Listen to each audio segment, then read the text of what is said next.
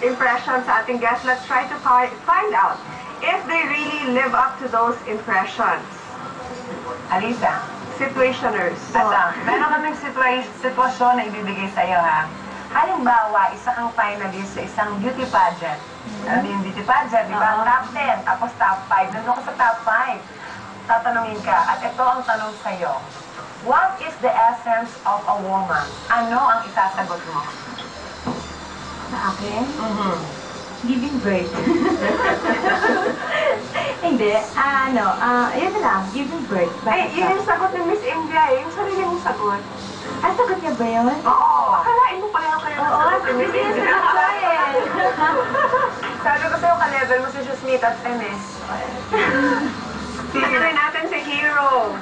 Habang naglalakad ka sa mall, nakasalubong mo ang isang familiar face. Classmate mo siya noon sa grade school. Pero hindi ka niya binati or hindi ka niya pinansin. Anong gagawin mo?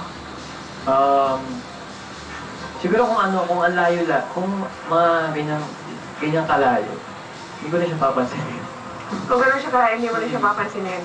Kasi kung wala namang eye contact, or, kasi minsan... Pero alam mo, ka-classmate mo yun, ha? Nakita mo siya, ikaw depende nakita. rin kung close kami before or hindi. hindi. Ito si Luis, may bago ang kotse, and you want a joyride. Saan ka pupunta? Joyride? Sarap kaya yun. Siguro sa La Union. La Union. Alam ko kung bakit. O ngayon, audience, makinig.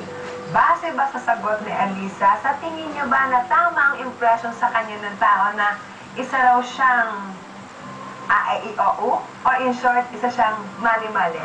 Yes or no?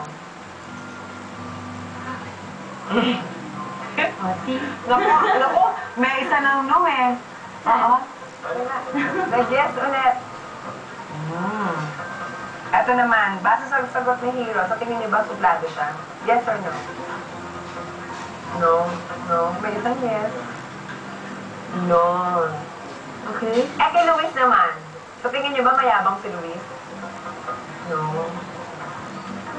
Ay, Bano lahat, ha? mamaya, i-decode natin ang meaning ng bawat facial expressions. Naku, may mga kilala tayong puro facial expressions. Stay with us.